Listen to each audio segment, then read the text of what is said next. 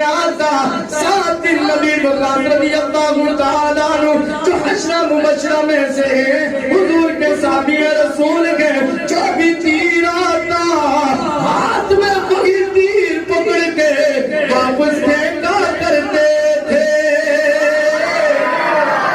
واپس پھینکا کرتے تھے۔ جو بھی تیر آتا ہاتھ میں پکڑتے واپس پھینک دیتے۔ اللہ کے نبی یہ ماجرا دیکھ رہے ہیں،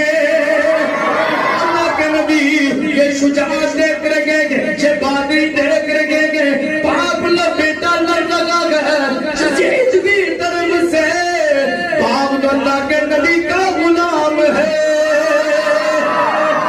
جہاں پہ تیر اٹھا کے پھینک رہے گے، اللہ کے نبی نے فرمایا ایک تیر اور پھینک دو، میرے ماں باپ تجھ پہ قربان ہو جائے۔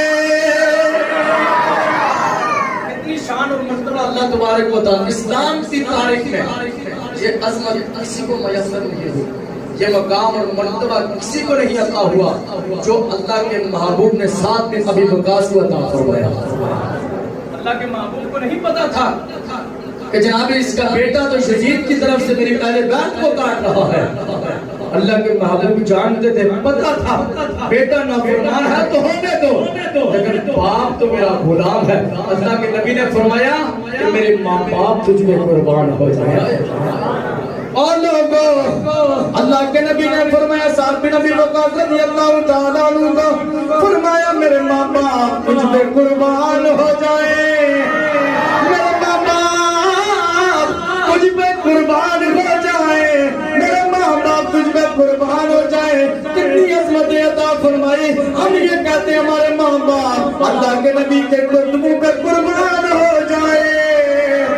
ساری کائنات یہ کہتی ہے ہمارے ماں باپ قربان ہو جائے، ساری دنیا یہ کہتی ہے، ہر حضور کا غلام یہ کہتا ہے، رب یہ کہتا ہے۔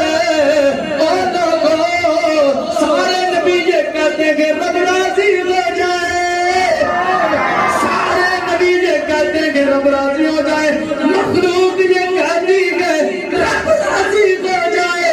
میں رب ہو کے کہتا ہوں میرا مصطفیٰ راضی ہو جائے۔ فرمایا میں رب ہو کے کہتا ہوں میرا مصطفیٰ راضی ہو جائے۔ جناب سعد بن ابی وقاص مرتبہ اتنا اللہ نے عطا فرمایا، اللہ کے نبی نے فرمایا میرے غلام میرے ماں باپ تجھ پہ قربان ہو جائے۔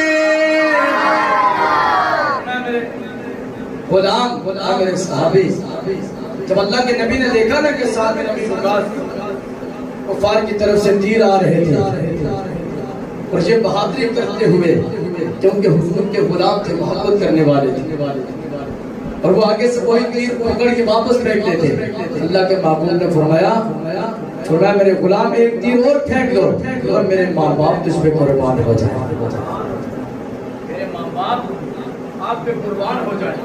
اور آج جو یزید کی وجہ سے جناب حضرت امیر معاویہ رضی اللہ تعالیٰ عنہ کو برا بھلا کہتے ہیں، یاد رکھنا اللہ کے محبوب علیہ الصلوۃ والسلام نے فرمایا کہ میرے صحابہ کی اچھائی کو بیان کرا کرو، میرے صحابہ کی شانوں کو بیان کرا کرو۔